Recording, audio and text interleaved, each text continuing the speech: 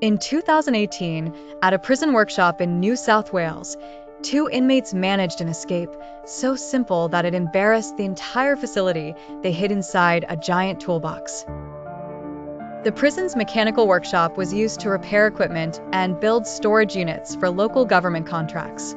Among the supplies were several oversized, wheeled tool chests, big enough to fit a person if you curled up inside. Carl Jenkins and Mark McHolloway were both serving medium-length sentences for burglary.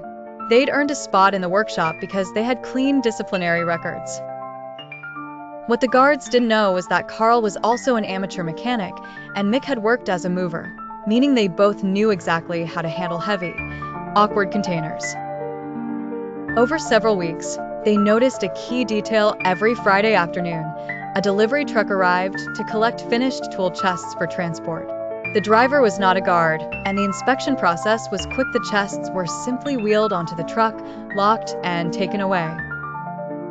On a Friday morning in October, the two men worked quickly to load the finished toolboxes. But instead of rolling the last one to the storage bay, they opened it up, climbed inside, and shut the lid.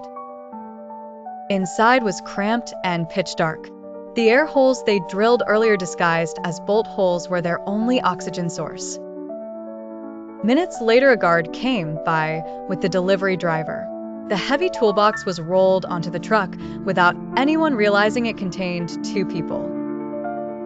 Once the truck pulled away from the prison, Carl and Mick waited until they felt it stop at a red light. Then they used a screwdriver hidden in Mick's boot to pry the lock from inside.